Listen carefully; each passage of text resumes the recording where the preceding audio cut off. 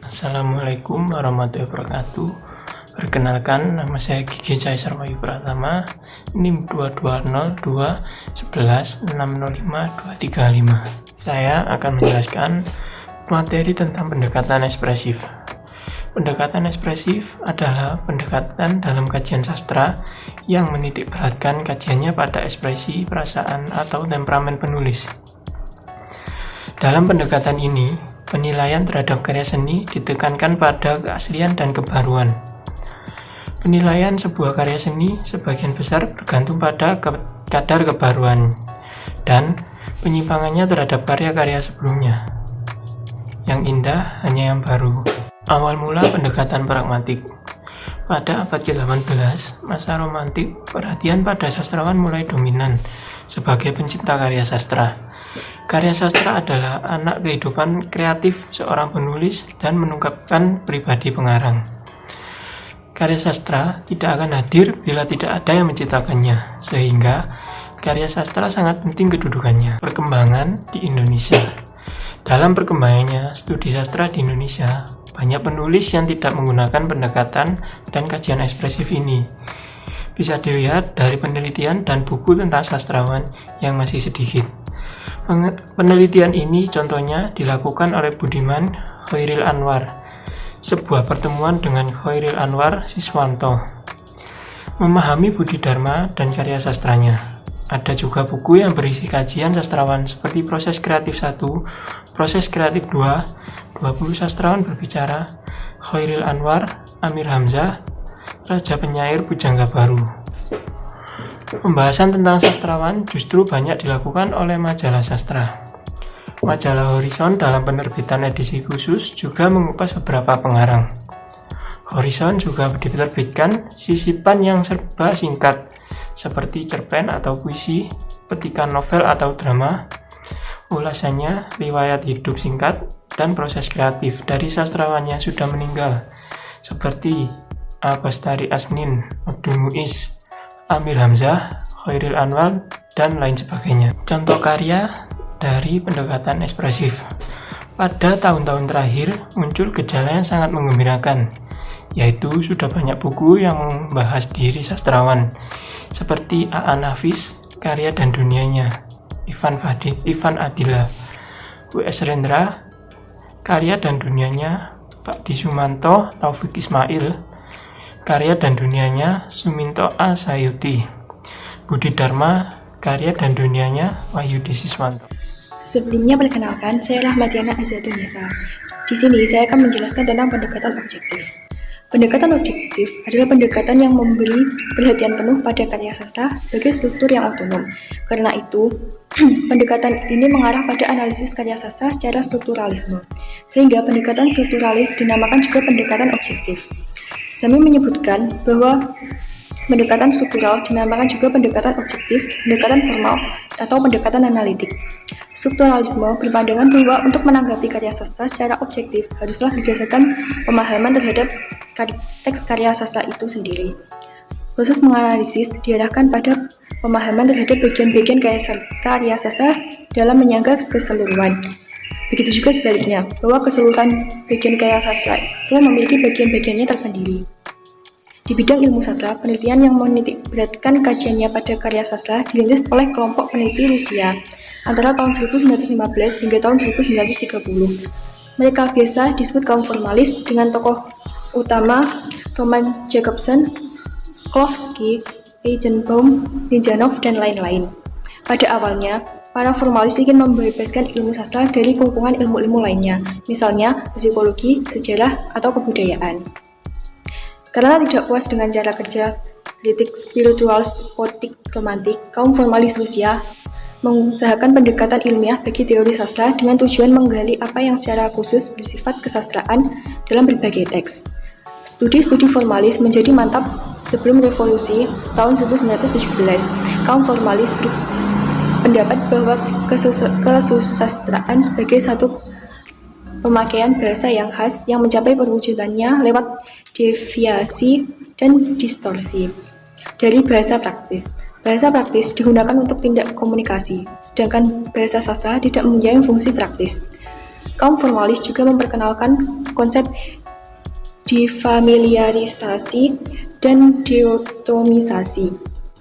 Menurut Semi, analisis karya sastra dengan pendekatan strukturalisme memiliki berbagai kelebihan, diantaranya ada sebagai berikut.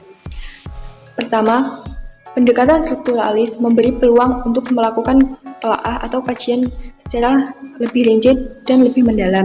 Kedua, pendekatan ini mencoba melihat secara sastra sebagai sebuah karya dengan hanya mempersoalkan apa yang ada di dalam dirinya.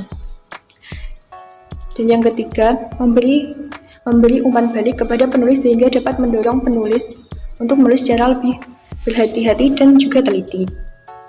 Selain memiliki kelebihan, pendekatan strukturalis juga memiliki beberapa kelemahan. Menurut Theo, kelemahan kajian struktural berpangkat pada 4 hal.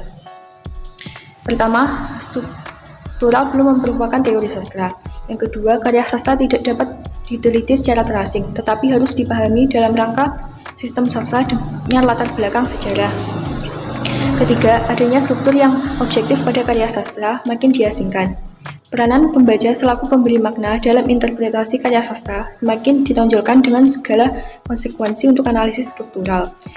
Yang terakhir, analisis yang menekankan otonomi karya sastra juga menghilangkan konteks dan fungsinya, sehingga karya sastra itu dimenaragadingkan dan kehilangan hubungan sosial. Terima kasih. Assalamualaikum warahmatullahi wabarakatuh. Nama saya Safira Rama Azhara. Di sini saya akan menerangkan mengenai pendekatan mimetik. Yang pertama, pengertian. Pendekatan mimetik ialah pendekatan yang menganggap karya sastra itu merupakan suatu tiruan, cerminan, ataupun representasi dari alam maupun kehidupan atau dunia ide. Kriteria yang dikenakan pada karya sastra adalah kebenaran representasi objek-objek yang digambarkan ataupun yang hendak digambarkan. Yang kedua, awal mula. Pandangan tentang mimetik pertama kali diungkapkan oleh filsuf terkenal yakni Plato, kemudian diungkapkan kembali oleh muridnya Aristoteles. Plato berpendapat bahwa seni hanyalah tiruan alam yang nilainya jauh di bawah kenyataan dan ide. Menurutnya lagi, seni adalah sesuatu yang rendah, yang hanya menyajikan suatu ilusi tentang kenyataan dan tetap jauh dari kenyataan.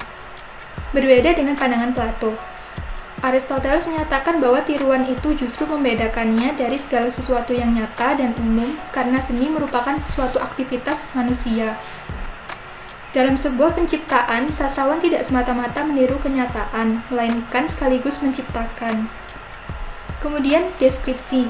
Secara umum, mimetik dapat diartikan sebagai suatu pendekatan yang memandang karya sastra sebagai tiruan atau pembayangan dari dunia kehidupan nyata. Mimetik juga diartikan sebagai suatu teori yang dalam metodenya membentuk suatu karya sastra dengan didasarkan pada kenyataan kehidupan sosial yang dialami, kemudian dikembangkan menjadi suatu karya sastra dengan penambahan skenario yang timbul dari adanya imajinasi serta kreativitas pengarang dalam kehidupan nyata tersebut. Tokoh-tokoh yang berpengaruh pada teori mimetik yakni Plato, Aristoteles, Meyer Howard Abrams, Levin, dan Raffers. Contoh yang mengandung teori mimetik yakni karya Chairil Anwar dengan judul Senja di Pelabuhan Kecil. Assalamualaikum warahmatullahi wabarakatuh. Perkenalkan, nama saya Nurul Ramadhania, NIM 200211605234. Di sini saya akan menyampaikan mengenai bab 9 bagian keempat, yakni tentang pendekatan pragmatik.